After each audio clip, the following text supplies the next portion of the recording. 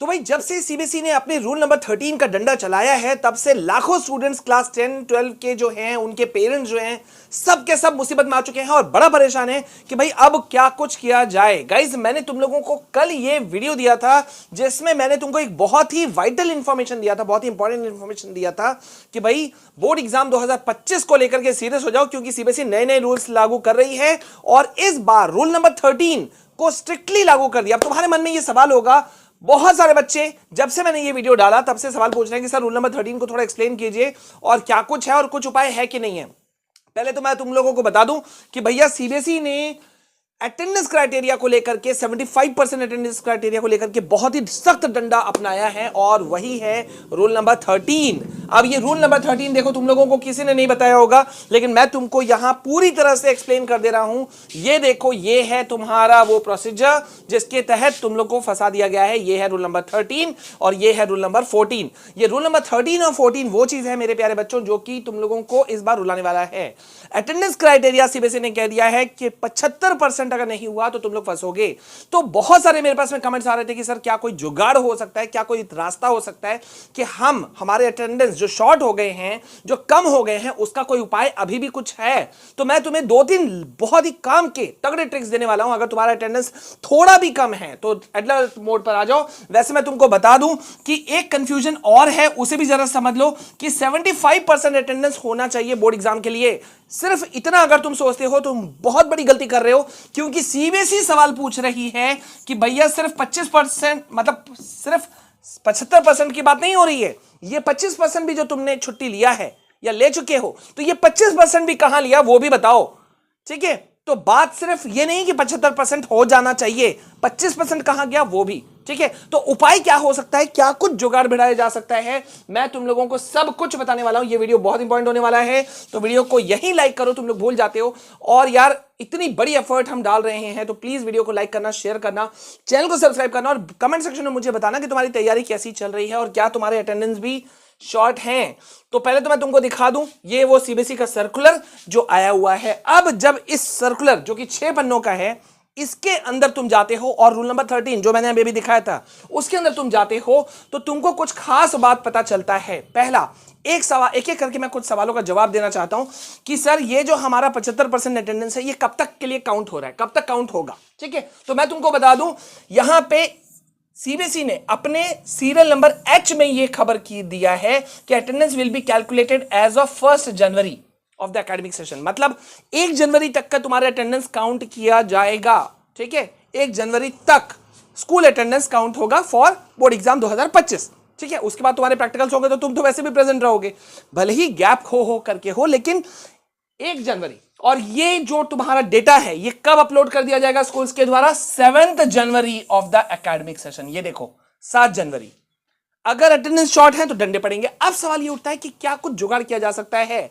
देखो भैया अगर तुम्हारा अटेंडेंस शॉर्ट हो गया है, पहला जो मैं स्टेप तुमको बताऊंगा वो है कि भैया किसी भी हालत में किसी के भी बकवास करने पर अपने टीचरों से पंगा मत लेना। ठीक है, बना के चलो, जितना बना के चल सकते हो, जितना तुम वैसे भी रहना चाहिए। तुम्हारे टीचर्स हैं ऑफ कोर्स तो तुम्हें उनके साथ में बहुत अच्छा रिलेशन रखना चाहिए। बहुत सारे बच्चों के मन में है, कमेंट्स मैंने पढ़ा कि सर जितना स्कूल में पढ़ाई नहीं होता है उससे ज्यादा तो हम घर में पढ़ लेते हैं, या मैं डमी स्कूल में हूं, डमी स्कूल में हूं मतलब स्कूल में हूं ही नहीं, मैं जेईई नीट की तैयारी कर रहा हूं तो मैं तो कभी गया ही नहीं, तो मेरा क्या होगा।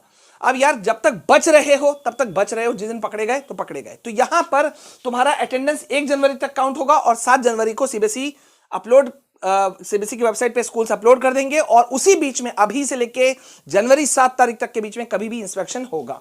अब यहां पर जो है फर्स्ट तरीका मैंने क्या बोला कि तुमको थोड़ा बना के चलना है। दूसरा यहां पे अगर तुम्हारा कुछ भी है, थोड़ा बहुत भी एब्सेंट है, तो भाई इस चीज को लेके चलो, बना के चलो। ठीक है, कि तुम अपने बीमारी का एक सॉलिड रीजन दे सकते हो जो कि मेरे ख्याल से जिसका सर्टिफिकेट तुम इजीली अवेल कर सकते हो। ठीक है, तुम शो कर सकते हो ऑफ प्रोलॉन्ग्ड इलनेस, लंबी बीमारी कोई चीज तुम्हारी थी जो चल रही थी। ठीक है, इसके लिए तुम्हें 3-4 चीजें जो है वो सबमिट करने पड़ेंगे। ठीक है, एक रिक्वेस्ट लेटर होना चाहिए तुम्हारे पापा के मम्मी की तरफ से, पेरेंट्स की तरफ से, ये फर्स्ट हो गया। सेकंड, मेडिकल सर्टिफिकेट तुम ले सकते हो। ठीक है, गवर्नमेंट डॉक्टर से, जो कि मेरे ख्याल से इजीली अवेल तुम कर सकते हो अगर तुम थोड़ा सा दौड़ भाग करोगे तो। ठीक है, तीसरा जितने भी मेडिकल रिपोर्ट्स हैं, एक्सरेज हैं, वो सारी चीजें तुमको सबमिट करके रखना पड़ेगा।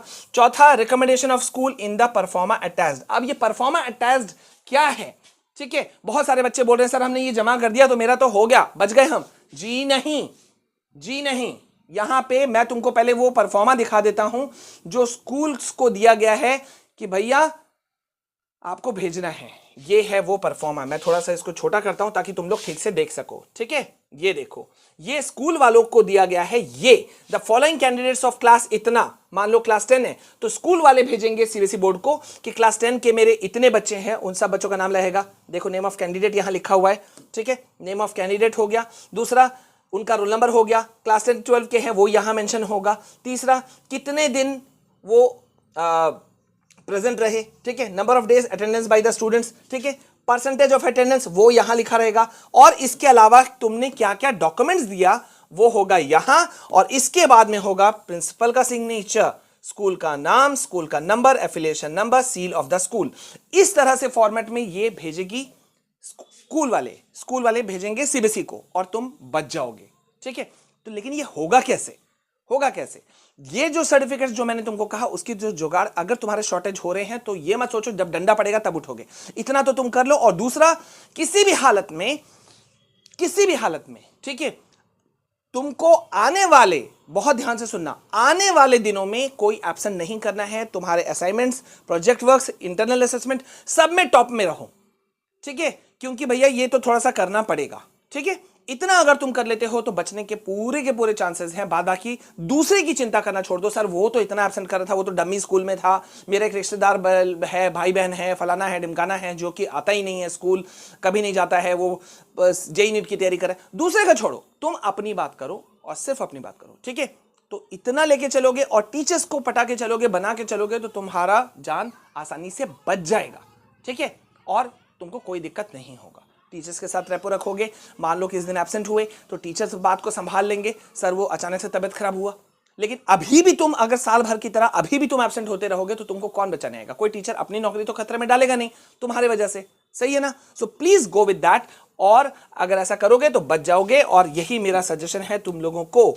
ठीक है, किसी भी हालत में कोई गलती, कोई बेवकूफी नहीं करने का। अगर तुम ये कर लेते हो तो रूल नंबर 13 जो कह रहा है उससे तुम बच जाओगे। और इसी के नीचे जब तुम स्क्रॉल करोगे तो देखो यहां पे वो सर्टिफिकेट्स के डेटा जो है, जो भी तरीके हैं, जो भी चीजें हैं, वो सारा चीज यहां दिया हुआ है कि तुम क्या क्या चीजें दे सकते हो। अगर तुम स्पोर्ट्स के लिए भाग लिए हो तो स्पोर्ट्स से जुड़ा हुआ डॉक्यूमेंट सबमिट कर दो। ठीक है, तो आई होप कि तुमको क्लैरिटी मिल गई होगी कि अभी भी रास्ते हैं बचने के।